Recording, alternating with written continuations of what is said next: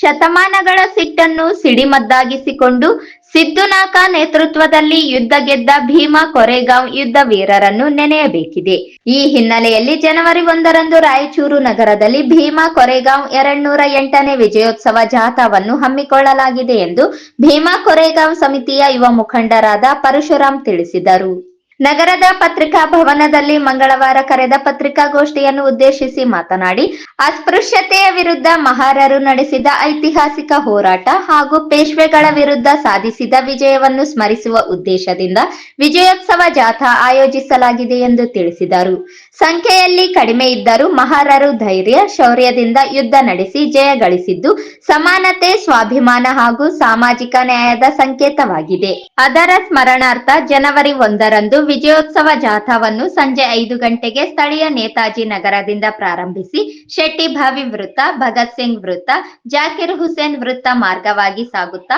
Doctor B R Ambedkar ವೃತ್ತದಲ್ಲಿ ಸಂಪನ್ನಗೊಳ್ಳಲಿದೆ. ಮೆರವಣಿಗೆಯಲ್ಲಿ doctor B R Ambedkar ಅನುಯಾಯಿಗಳು, ವಿವಿಧ ಸಂಘಟನೆಗಳ ಮುಖಂಡರು, ಮಹಿಳೆಯರು ಹಾಗೂ ಯುವಕರು ಭಾಗವಹಿಸಿ ಕಾರ್ಯಕ್ರಮ ಯಶಸ್ವಿಗೊಳಿಸಲು ಕೋರಿದರು. ಈ ಮಾಧ್ಯಮ ಗೋಷ್ಠಿಯ ಮುಖಾಂತರ ಹಾಗೂ ಪತ್ರಿಕಾಗೋಷ್ಠಿಯ ಮುಖಾಂತರ ತಮ್ಮಲ್ಲಿ ನಾನು ಮನವಿ ಮಾಡಿಕೊಳ್ಳುವುದೇನೆಂದರೆ, ನಮ್ಮ ನೇತಾಜಿ ನಗರ ಬಡಾವಣೆಯ ಮುಖಾಂತರ ಅಂದರೆ ವಾರ್ಡ್ ನಂಬರ್ 15 ರಾಯಚೂರು ನಗರ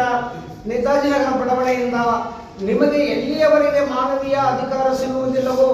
ಅಲ್ಲಿಯವರೆಗೆ ನೀವು ನಿಮ್ಮ ಶತಮಾನಗಳಿಂದ ಈ ದೇಶದ ಮೂಲ ನಿವಾಸಿಗಳ ಮೇಲೆ ದೌರ್ಜನ್ಯ, ಬಹಿಷ್ಕಾರ, ಅಮಾನವೀಯ ನಿಬಂಧನೆಗಳನ್ನು ಏರಿ ಪ್ರಾಣಿಗಳಿಂದ ಕೀಳು ಮಾಡಿದ ಈ ದೇಶದಲ್ಲಿ ಪರಾಕೀಯರ ವಿರುದ್ಧ ಬಂಡಾಯದ ಯುದ್ಧ ಮಾಡಿದ ಆದಿ ಕ್ಷತ್ರಿಯರ ಇತಿಹಾಸ ನಮಗೆ ತಿಳಿಸಿಕೊಡುತ್ತದೆ. ಸಿಂಧೂ ನದಿಯ ನಾಗರಿಕತೆಯ ಜನಕರಾದ ನಮ್ಮನ್ನು ಶಪಥಸ್ಥರಾಗಿ ಮಾಡಿದ ಇತಿಹಾಸ ನಮಗೆ ನೆನಪಿಸುವ ಯುದ್ಧವೆಂದರೆ ಅದು 1818 ಜನವರಿ 1ರಂದು ನಡೆದ 3ನೇ ಆಂಗ್ಲೋ ಮರಾಠ ಯುದ್ಧ ಅಥವಾ ಭೀಮಾ ಕೊರೆಗಾಂವ್ ಯುದ್ಧ. 1818ನೇ ಇಸ್ವಿಯಲ್ಲಿ ಅಸ್ಪೃಶ್ಯತೆ 1818ನೇ ಇಸ್ವಿಯಲ್ಲಿ ಅಸ್ಪೃಶ್ಯತೆಯಿಂದ ಬಳಲಿದ ಸ್ವಾಭಿಮಾನದ ಮಹಾರರು ಅಂದಿನ ಪೂನಾದ ರಾಜರಾಗಿದ್ದ 2ನೇ ಬಾಜಿರಾಯ್ ಪೇಶ್ವರನ್ನು ಭೇಟಿಯಾಗಿ ಬ್ರಿಟಿಷರು ತಮ್ಮ ರಾಜ್ಯದ ಮೇಲೆ ಯುದ್ಧ ಸಾರಿದ್ದು, ಅದಕ್ಕೆ ನಾವು ನಿಮಗೆ ಹಾಗೂ ನಿಮ್ಮ ಪರವಾಗಿ ಯುದ್ಧ ಮಾಡಲು ಸಿದ್ಧರಿದ್ದೇವೆ ಮತ್ತು ತಾವುಗಳು ಈ ಅಸ್ಪೃಶ್ಯತೆಯ ಅನಿಷ್ಟ ಪದ್ಧತಿಗಳನ್ನು ರದ್ದು ಮಾಡಿ ನಮಗೆ ಸಹಜ ಜೀವನ ನಡೆಸಲು ಅನುವು ಮಾಡಿಕೊಡಬೇಕೆಂದು ಮನವಿ ಇಟ್ಟಾಗ ಅದಕ್ಕೆ ಮನವಾದದ ಸಂತತಿ ಬ್ರಾಹ್ಮಣ ಪೇಶ್ವೆಯವರು ಹೀಗೆ ಹೇಳುತ್ತಾರೆ, ಈ ಯುದ್ಧದಲ್ಲಿ ನಾವು ಬ್ರಿಟಿಷರಿಗೆ ಸೋತರೂ ಚಿಂತೆ ಇಲ್ಲ, ಅದಕ್ಕೆ ನಿಮಗೆ ಗೌರವಾನ್ವಿತ ಜೀವನ ನಡೆಸಲು ಹಾಗೂ ಅಸ್ಪೃಶ್ಯತೆಯನ್ನು ತಡೆಯಲು ಸಾಧ್ಯವಿಲ್ಲ ಎಂದು ಖಡಾಖಂಡಿತವಾಗಿ ನುಡಿದಾಗ ಮಹಾನ್ ಜನಾಂಗದ ಯುದ್ಧ ವೀರರು ಅಸ್ಪೃಶ್ಯತೆಯನ್ನು ತಡೆಯಲು ಸಾಧ್ಯವಿಲ್ಲ ಎಂದು ಖಡಾಖಂಡಿತವಾಗಿ ನುಡಿದಾಗ ಮಹಾನ್ ಜನಾಂಗದ ಯುದ್ಧ ವೀರರು ಬ್ರಿಟಿಷರ ಬಳಿ ಬಂದು ತಾವುಗಳು ಈಗಾಗಲೇ ಪೇಶ್ವಾ ಜಯಗಳ ಹೋರಾಟ ಮಾಡಿ ಸೋಲುವ ಹಂತದಲ್ಲಿದ್ದೀರಿ, ನಾವು ನಿಮ್ಮ ಪರವಾಗಿ ಯುದ್ಧ ಮಾಡಿ ನಿಮಗೆ ಗೆಲುವು ದೊರಕಿಸಿಕೊಡುತ್ತೇವೆ, ನಾವು ಪೇಶ್ವೆಯವರಿಗೆ ಮಾಡಿದ ನಾವು ನಿಮ್ಮ ಪರವಾಗಿ ಮನವಿಯನ್ನು ಈಗ ನಿಮ್ಮ ಮುಂದೆ ಇಡುತ್ತಿದ್ದೇವೆ, ನೀವು ನಮಗೆ ಈಡೇರಿಸುವುದಾಗಿ ನಮಗೆ ವಚನ ನೀಡಬೇಕೆಂದಾಗ ಇದಕ್ಕೆ ಬ್ರಿಟಿಷರು ಸಂಪೂರ್ಣವಾಗಿ ಒಪ್ಪಿದಾಗ ಕೇವಲ 500 ಜನರಿದ್ದ ಮಹಾವೀರರು 28,000 ಪೇಶ್ವೆ ಸೈನಿಕರ ಪಡೆಯ ಮೇಲೆ ಎರಗಿ ಸುಮಾರು 6,000 ಸೈನಿಕರನ್ನು ಬಲೆ ಪಡೆದಾಗ ಇನ್ನುಳಿದ 22,000 ಸೈನಿಕರು ದಿಕ್ಕುಪಾಲಾಗಿ ಓಡುವಂತೆ ಮಾಡಿ ಜಯವನ್ನು ದೊರಕಿಸಿಕೊಟ್ಟ ದಿನವೇ ಭೀಮಾ ಕೊರೆಗಾಂವ್ ವಿಜಯೋತ್ಸವದ ದಿನವಾಗಿರುತ್ತದೆ. ಬಂಧುಗಳೇ, ಈ ಯುದ್ಧದಲ್ಲಿ 22 ಜನ ಮಹಾವೀರರು ಹುತಾತ್ಮರಾಗಿದ್ದರ ಪರವಾಗಿ ಬ್ರಿಟಿಷರು ಪೂನಾದಿಂದ 10 ಕಿಲೋಮೀಟರ್ ದೂರದಲ್ಲಿರುವ ಭೀಮಾ ನದಿ ನಡುವಲ್ಲಿರುವ